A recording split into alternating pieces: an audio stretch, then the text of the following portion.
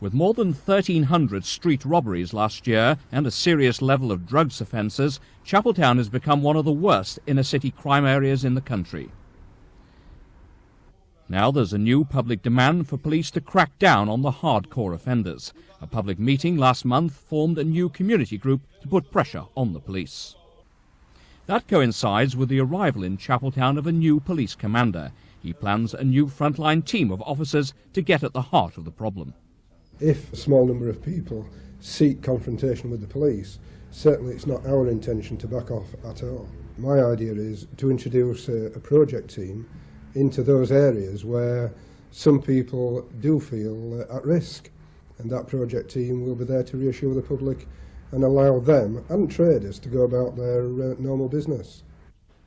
Meanwhile, Leeds City Council has its own radical plans to clean up Chapeltown once and for all. They could involve demolishing whole areas associated with crime.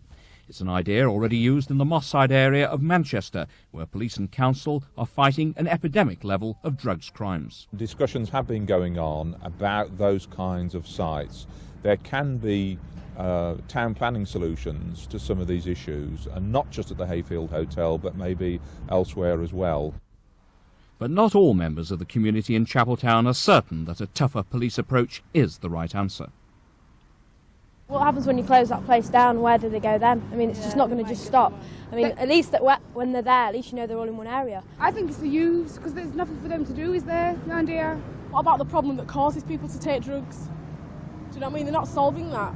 Any sort of increased action by the police without major consultation and involvement of the community and the black community at the highest levels of decision making, it will reinforce that level of mistrust that currently exists. Chapeltown is likely to have the new police team in action within the next few weeks, in the first steps to tackle the few dozen worst criminals in the area. Police are reluctant to talk about a new crackdown on drugs and street crime in Chapeltown, but they've got the message from the public that fresh action is demanded to stop the area drifting deeper into crime. What they hope now is that they'll get the public backing, not opposition, when that action is taken. Inside the Hayfield today, peace and quiet after last night's massive police and immigration service raid. Landlord George Binger has fought many closure attempts in the past 20 years, but now he's admitting defeat. I don't think it should be closed. I think the community needs it. It's the only pub in Chapeltown. It's the only pub with the ethnic minority have to use. And I don't think it should be closed, because where's the people going to go? Crack cocaine and cannabis was seized last night at the Hayfield, with 49 arrests for alleged drugs and immigration offences. Police say it's part of a major offensive on drug crime in Leeds. Since the last operation, which was in February, when we arrested 30 persons there, since the 16th of February, when that operation, or that part of the operation finished, we haven't had a shooting incident reported to us in the Chapeltown area. Now that to us, as the police, is significant, and I would hope it's significant to the community also, that we're determined to make an impact and remove this criminal element from the streets of Chapeltown. The community's waited a long time for this to happen. They're delighted it's happened. It was a well-executed police operation, over 100 police officers involved. Although they used guns, none were fired. But in the last 18 months there have been 9 shootings at or near the Hayfield, and after last night's raid, the pub now faces closure. I'm not saying there's not misdemeanors. There's been quite a lot of it, as you know, that happens. Most of it has happened outside the pubs.